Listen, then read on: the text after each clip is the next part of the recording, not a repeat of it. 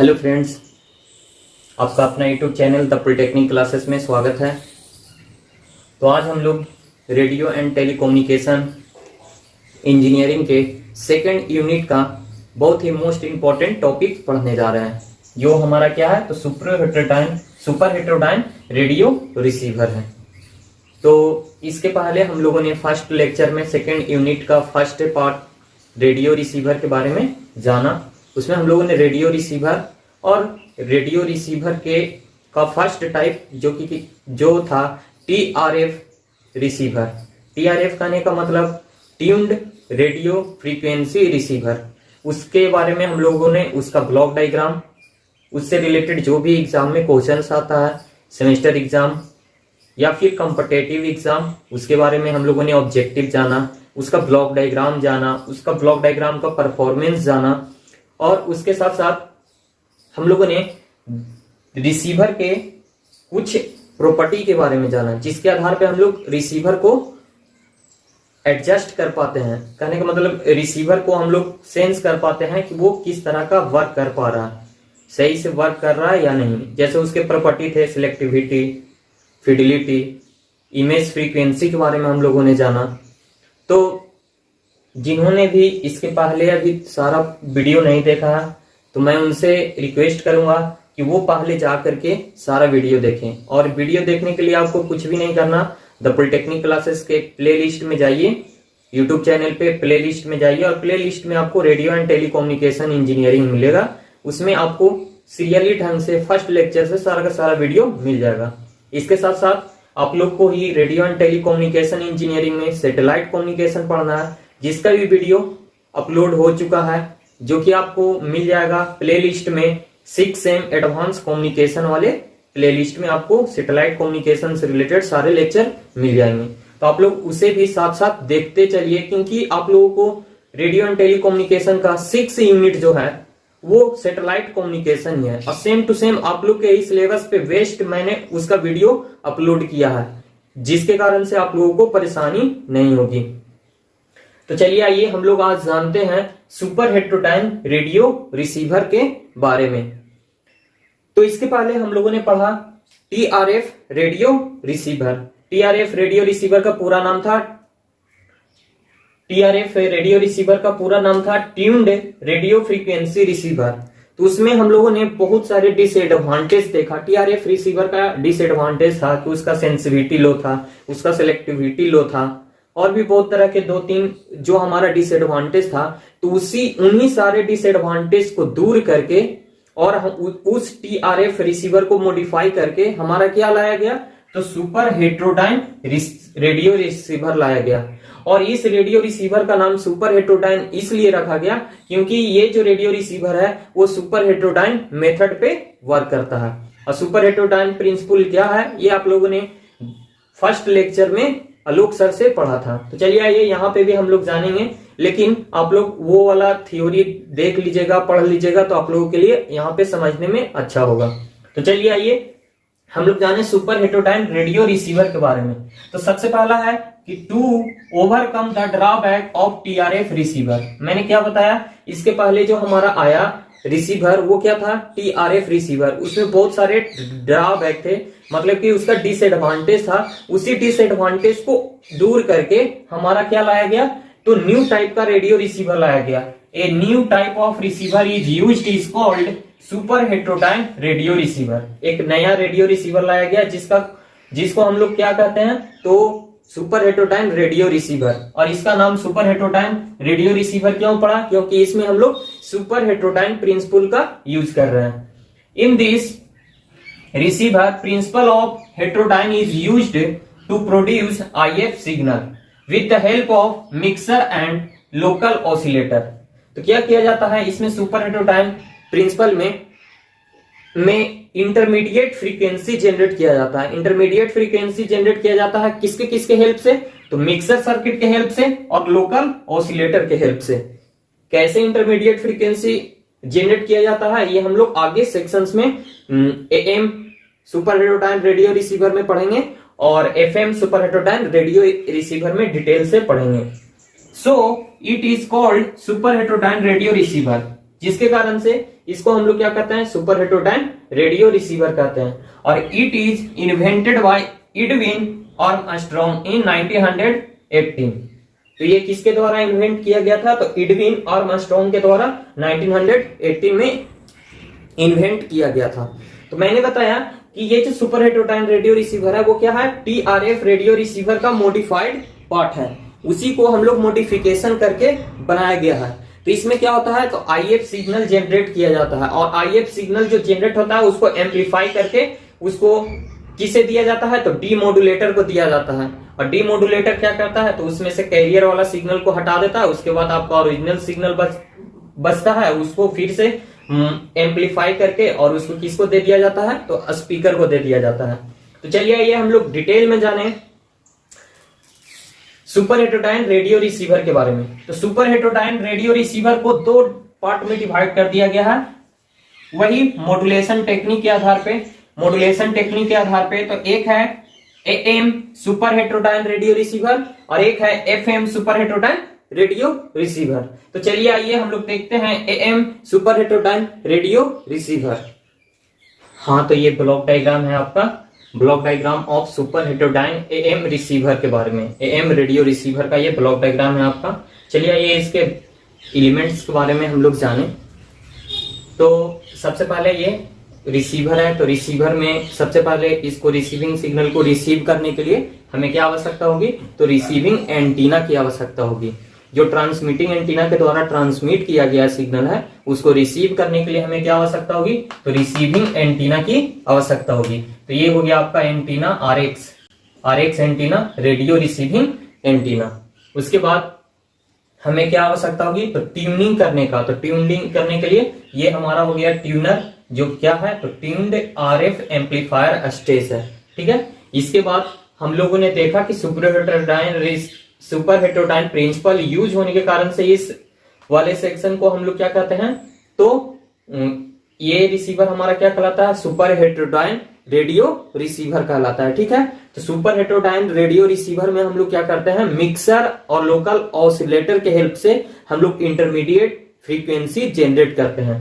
तो ये हमारा हो गया मिक्सर और ये हो गया आपका लोकल ऑसिलेटर, और इसके द्वारा जो आउटपुट मिलेगा वो क्या होगा, IF फ्रीक्वेंसी। IF फ्रीक्वेंसी कहने का मतलब इंटरमीडिएट फ्रीक्वेंसी। और इसके बाद ये स्टेज है इंटरमीडिएट फ्रीक्वेंसी एम्पलीफायर स्टेज। ये स्टेज है जो क्या करेगा, तो इस IF वाला इंटरमीडिएट फ्रीक्वेंसी को ये एम्पलीफाई करने का वर्क करेगा। उसके बाद क्या है, तो AM डिटेक्टर है, AM डिटेक्टर है। तो ये AM डिटेक्टर को एक और नाम से जानते हैं, AM डिमोडुलेटर। डिमोडुलेटर का काम क्या है, ये AM टाइप का इसलिए है क्योंकि ये कैसा रिसीवर है, तो AM रेडियो रिसीवर है। AM का पूरा नाम एम्पलीट्यूड मॉड्यूलेशन।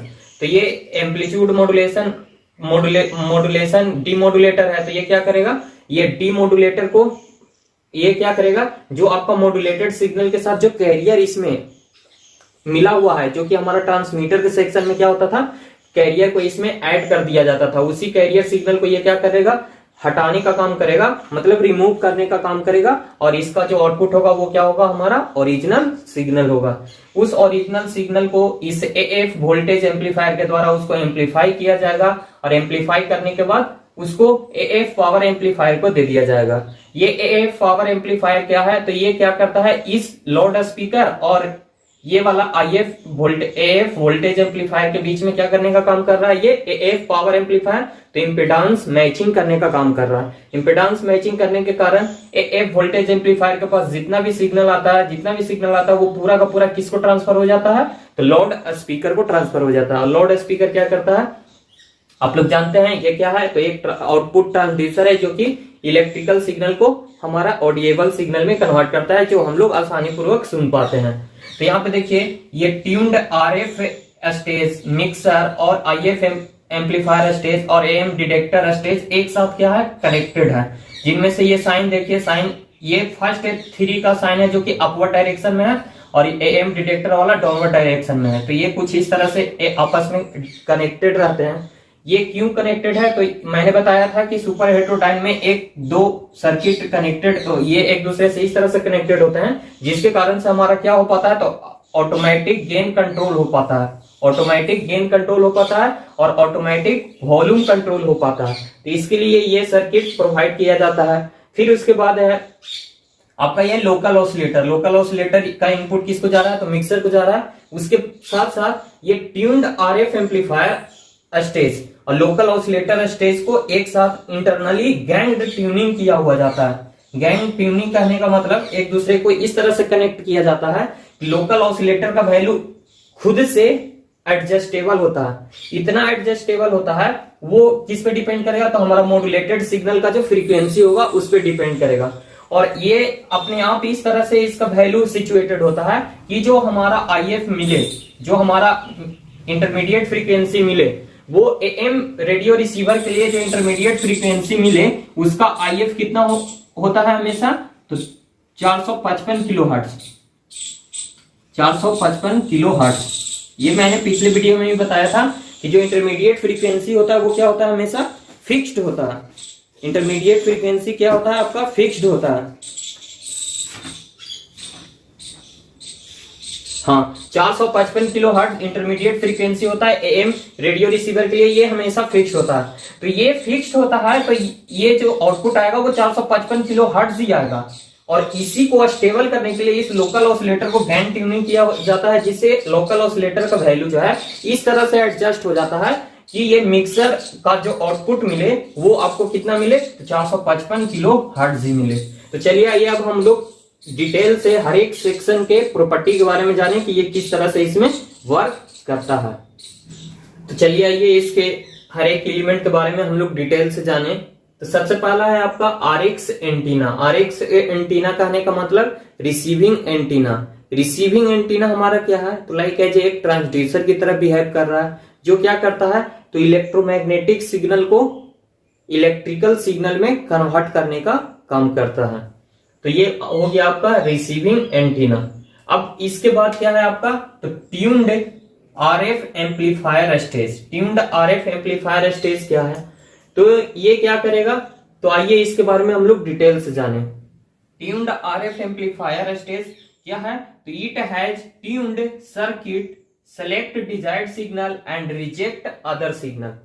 मैंने बताया था इसके प्रीवियस वाले वीडियो में भी मैंने ये बात जिक्र की, जो हमारा ट्यून्ड सर्किट जो होता है, ट्यूनर जो होता है, वो उसी के द्वारा हम लोग क्या कर पाते हैं, तो उसके द्वारा हम लोग जो हमारा इंपॉर्टेंट सिग्नल होता है, जिस फ्रीक्वेंसी को हम लोग ट्यूनर के मदद से सिलेक्ट करते हैं, जैसे 100.9 हम लोगों ने सिलेक्ट किया, तो वो क्या करेगा, 100.9 वाले डिजायर्ड सिग्नल को ही वो रिसीव करेगा, और बाकी जितना सारा भी सिग्नल है, अनवांटेड सिग्नल है, उसको क्या करने का काम करेगा, तो रिजेक्ट करने का काम करेगा। उसके बाद कह रहा है it has provide image frequency rejection.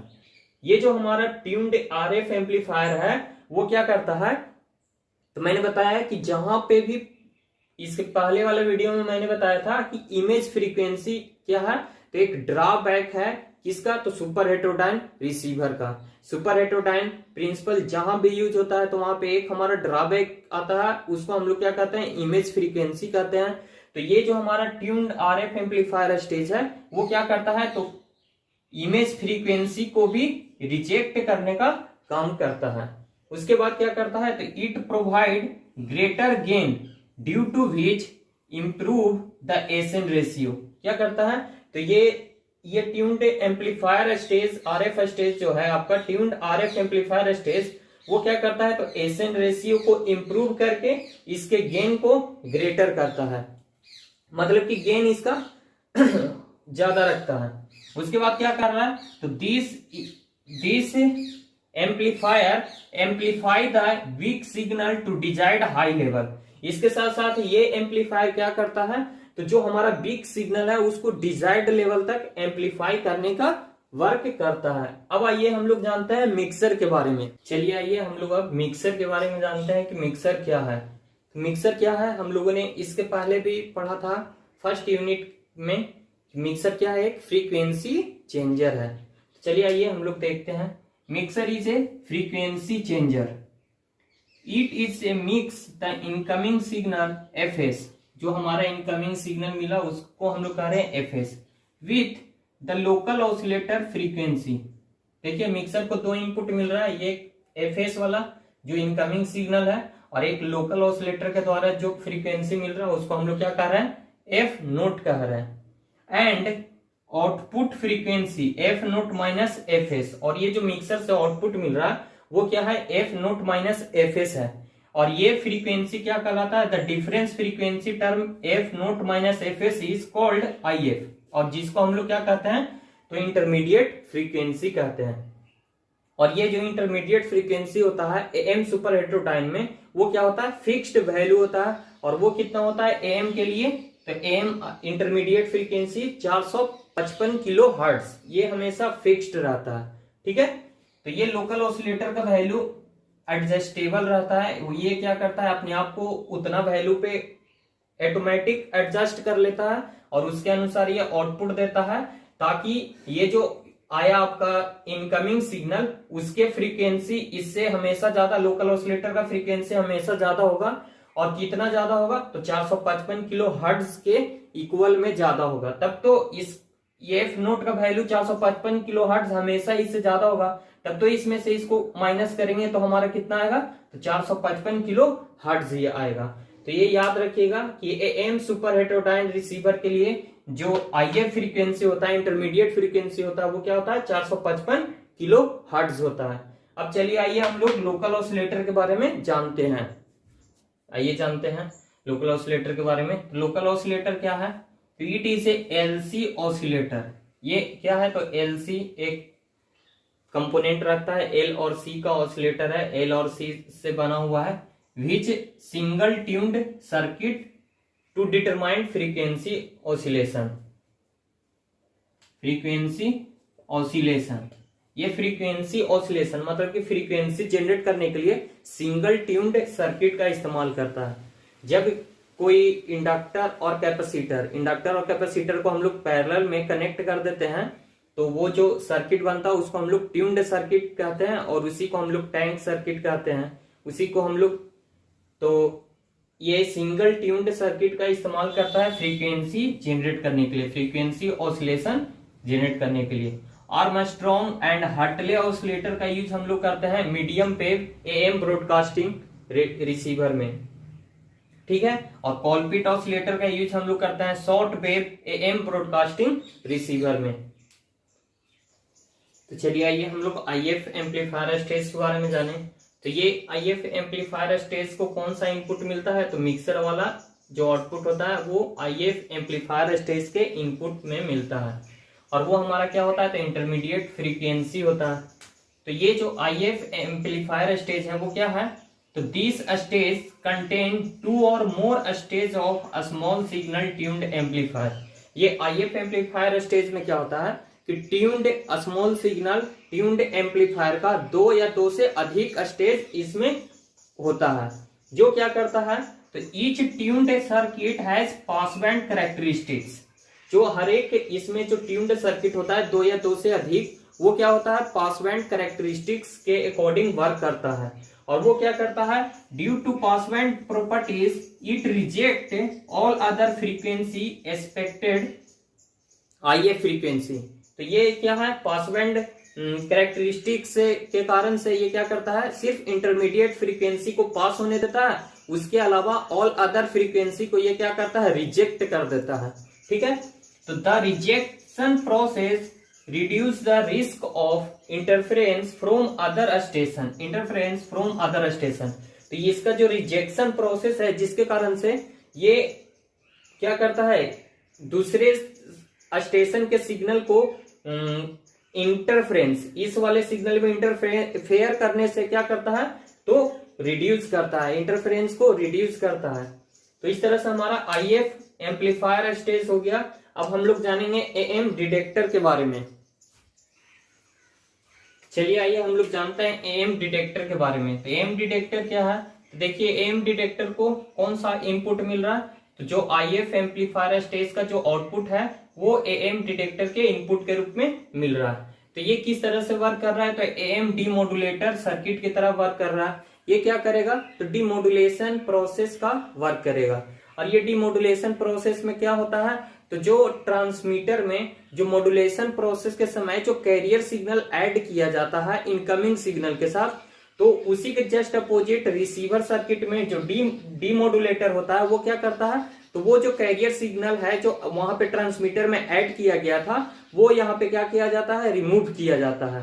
तो इसमें हम लोग एएम सुपर हेटेरोडाइन रिसीवर है, तो इसलिए इसमें एएम डिटेक्टर सर्किट का यूज हो रहा है। उसी को हम लोग एक और नाम से क्या जान रहे हैं, तो एएम डीमोडुलेटर के नाम से जान रहे हैं। उसके साथ साथ ये जो एएम डिटेक्टर है वो क्या कर रहा है, this stage also provide AGC. AGC means automatic gain control base for if amplifier, mixer और आरएफ स्टेज। देखिए ये जो एएम डिटेक्टर है वो किसके साथ, तो आईएफ एम्पलीफायर के साथ, मिक्सर के साथ और आरएफ एम्पलीफायर स्टेज के साथ कनेक्टेड है। किस लिए कनेक्टेड है, तो AGC automatic gain control provide करने के लिए एक साथ कनेक्टेड है।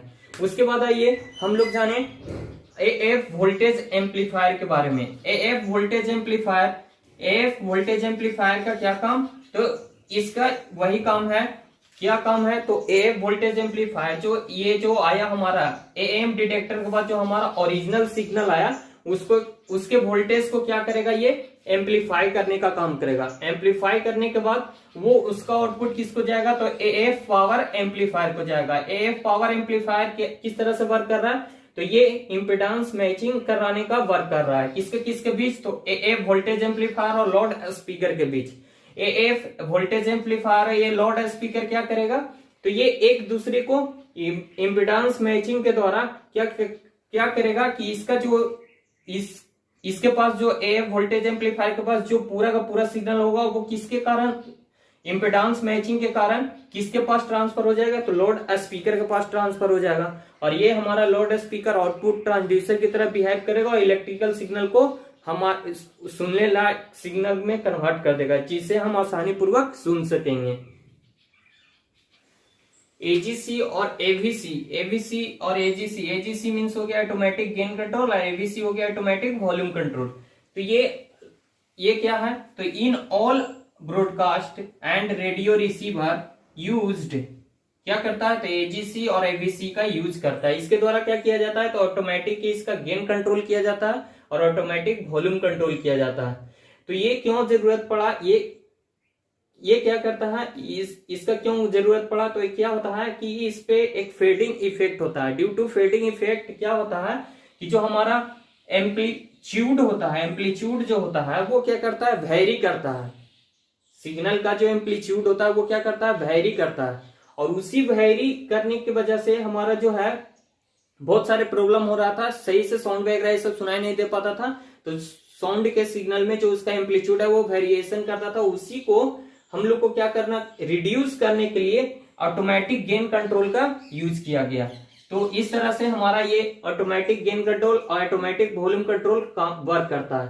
तो ये हमारा क्या था, हमारा block diagram of super heterodyne am receiver था। इसके बारे में हम लोगों ने डिटेल से जाना और ये हमेशा क्वेश्चन सेमेस्टर से एग्जाम में पूछता है और ये आपको पूछेगा, जब भी पूछेगा तो 6 नंबर में पूछेगा, ये याद रखिएगा। और ये ब्लॉक डायग्राम आएगा, draw the block diagram and explain it के थ्रू आएगा। तो ये ब्लॉक डायग्राम आपको ये याद रखना पड़ेगा और इस कुछ नहीं है, 2-3 बार वीडियो रिवीजन करके आप लोग देखिएगा और उसके बाद इस ब्लॉक डायग्राम को अपने कॉपी पे 1-2 बार बनाइएगा, आपको ये याद हो जाएगा। तो अब हम लोग इसके आगे पढ़ेंगे block diagram of super heterodyne FM radio receiver.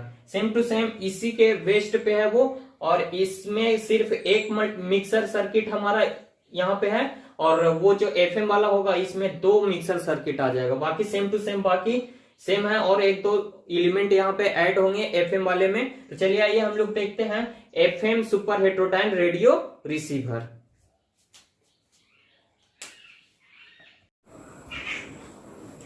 अभी अभी हम लोगों ने देखा सुपर हेटेरोडाइन एएम रिसीवर, अब हम लोग जानेंगे सुपर हेटेरोडाइन एफएम रिसीवर। तो मैं बता दूं block diagram same to same लगभग दोनों का सेम है। आप यहाँ पे देख रहे हैं कि सेम टू सेम है, यहाँ पे सिर्फ थोड़ा सा डिफरेंस कहाँ पे आया है, तो यहाँ पे देखिए डबल मिक्सर का यहाँ पे यूज किया गया है।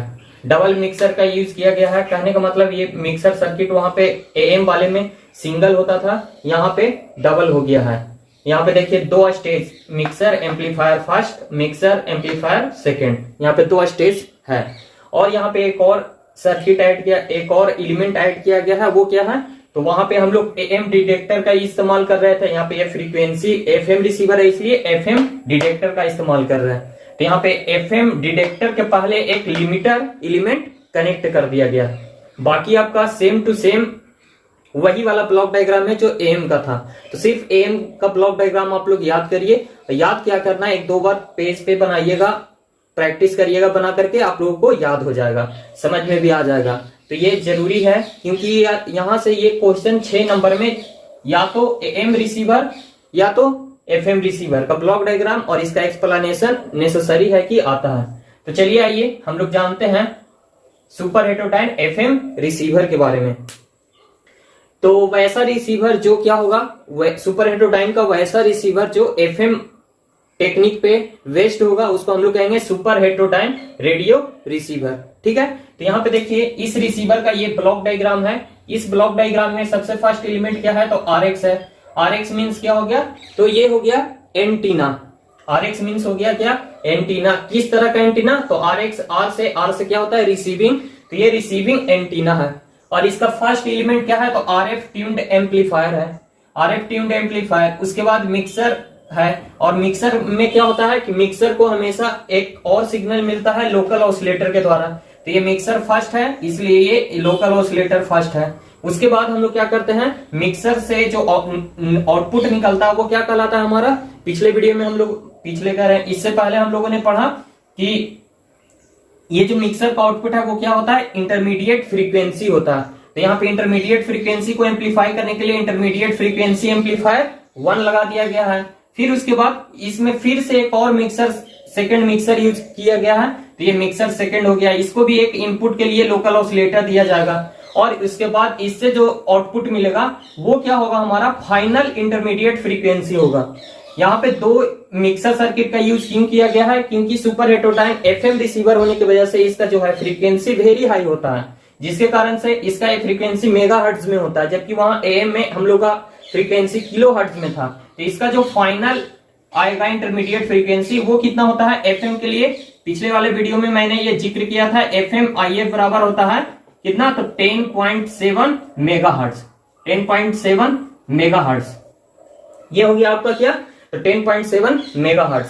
तो ये फाइनल आ गया आपका। इसको फिर से एम्पलीफाई करने के बाद किसको दे दिया जाएगा, लिमिटर सर्किट को दे दिया जाएगा। ये लिमिटर सर्किट का क्या काम, तो लिमिटर सर्किट इसके एम्पलीट्यूड में जो भी वेरिएशन हुआ है, जो भी डिस्टॉर्शन हुआ है, ये जो अभी तक सिग्नल आया उसके एम्पलीट्यूड में, उसको क्या करता है, ये डिस्टॉर्शन लेस करता है, उसको क्या करता है, एक कांस्टेंट करता है। उसके एम्पलीट्यूड में जो वेरिएशन हो रहे हैं उसको ये क्या करेगा, तो कांस्टेंट करने का काम करेगा। उसके बाद इसको दे दिया जाएगा एफएम डिटेक्टर को। एफएम डिटेक्टर क्या है, तो एफएम डिमोडुलेशन की तरफ वर्क करेगा, डिमोडुलेटर की तरफ वर्क करेगा। और डिमोडुलेटर में हम लोग क्या करते हैं, तो वही आपका जो ट्रांसमीटर में हम लोग मॉड्यूलेटर जो कैरियर सिग्नल ऐड करता है उसको यहाँ पे हम लोग रिमूव करने का काम करते हैं। उसके बाद आपका क्या मिलेगा, तो आपका ओरिजिनल सिग्नल मिल जाएगा, मॉड्यूलेटिंग सिग्नल मिल जाएगा, उसको इस एएफ एम्पलीफायर को देंगे। तो ये एएफ एम्पलीफायर में दो तरह का सेक्शन है, एक वोल्टेज वाला एम्पलीफायर भी है और एक पावर एम्पलीफायर भी है। तो वोल्टेज वाला एम्पलीफायर क्या करेगा, तो इसका जो सिग्नल आया उसके वोल्टेज के लेवल को हाई कर देगा, और उसके बाद इसमें जो एएफ पावर एम्पलीफायर है वो क्या करेगा, तो ये लाउड स्पीकर और ये एएफ वोल्टेज एम्पलीफायर के बीच में, जो कि हम लोग पीछे इसके पहले एएम वाले में देखे थे, तो उन दोनों के बीच में क्या कर रहा था, तो इंपीडेंस मैचिंग का काम कर रहा था, जिसके कारण से एएफ वोल्टेज एम्पलीफायर का पूरा सिग्नल किसको पास हो जा रहा था, तो लोड स्पीकर को। और लोड स्पीकर हम लोग जानते हैं कि आउटपुट एलिमेंट की तरफ वर्क करता है, और ये क्या करता है, तो इलेक्ट्रिकल सिग्नल को ऑडिएबल सिग्नल में कन्वर्ट कर देता है, जिसको हम लोग आसानी से सुन पाते हैं। इस तरह से हम लोग का क्या होता है, तो एक रिसीवर हमारा वर्क करता है। तो यहाँ पे सारे सेक्शंस के बारे में हम लोग पिछले वीडियो में डिटेल से देखे हैं, उसको पिछले वीडियो का, इसके पहले वाला जो हम लोग एएम सुपर हेटेरोडाइन रिसीवर में हम लोग इसका सारा डिटेल देखे हैं। तो यहाँ पे मैं ज्यादा इसके बारे में डिटेल नहीं बता रहा हूँ, सिर्फ एक न्यू है, क्या है आपका लिमिटर के बारे में बता दे रहा हूँ। तो लिमिटर क्या है, तो डिस्टॉर्शन इन सिग्नल। ये जो लिमिटर के पहले जो भी सिग्नल था उसके एम्पलीट्यूड में जो चेंजिंग हो रहा था, वेरिएशन हो रहा था, उसी के डिस्टॉर्शन को क्या करेगा, ये कांस्टेंट करने का मतलब कांस्टेंट करने का काम करेगा, उसके डिस्टॉर्शन को हटाने का काम करेगा। To remove this distortion a limiter is used. The limiter, ये क्या करता है, एक लिमिटर सर्किट के द्वारा क्या किया जाता है, तो ये जो लिमिटर है वो क्या है, एक क्लिपिंग सर्किट की तरह बिहेव करता है, क्लिपिंग सर्किट की तरह बिहेव करता है और एक लिमिट एम्पलीट्यूड के लिए वो सेट किया हुआ रहता है कि उस एम्पलीट्यूड से ज्यादा जो भी होगा उसको हटा दिया जाएगा, कट करके हटा दिया जाएगा और एक कांस्टेंट कर दिया जाएगा उसके एम्पलीट्यूड को।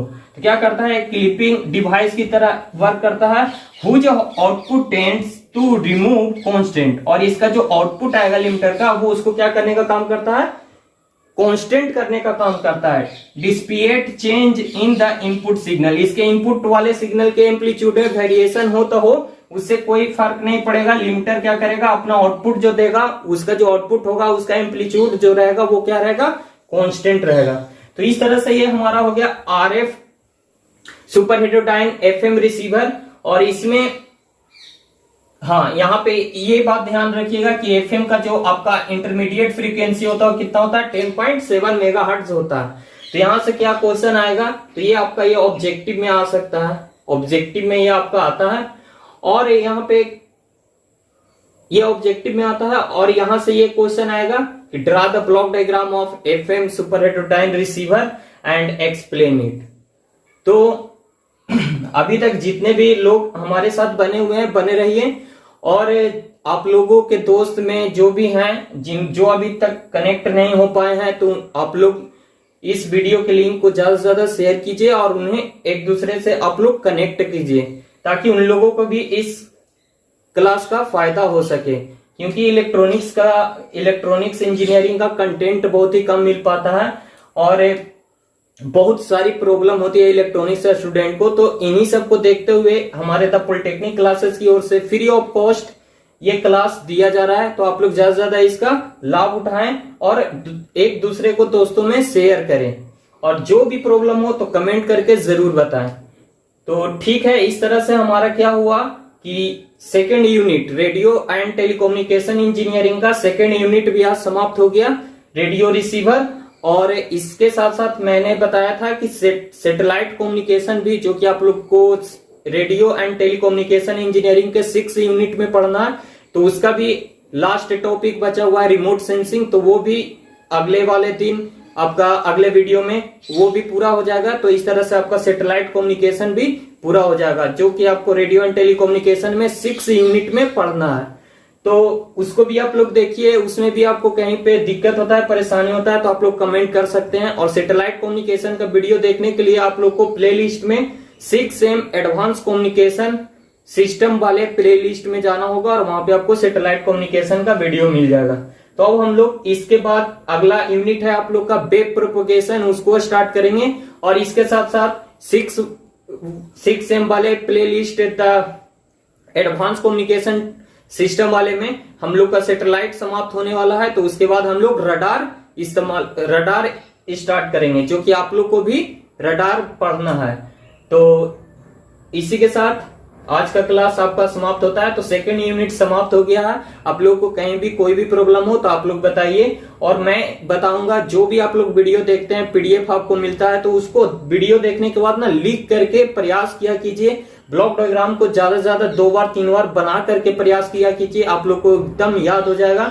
और ये सब जितने भी क्वेश्चन अभी तक मैंने बताया सारा का सारा आपका प्रीवियस ईयर में पूछा हुआ है, और यही सब क्वेश्चन इस यूनिट से पूछता है। तो जो भी मैंने बता रहा है अच्छे तरह से इसको पढ़ते रहिए और बने रहिए द पॉलिटेक्निक क्लासेस आपका यूट्यूब चैनल पे। और जो भी आपको कंटेंट दिया जा रहा है उसको पढ़ते रहिए और इस्तेमाल करते रहिए। इस लॉकडाउन में आप लोग टाइम का सही से सही यूटिलाइज करते रहिए।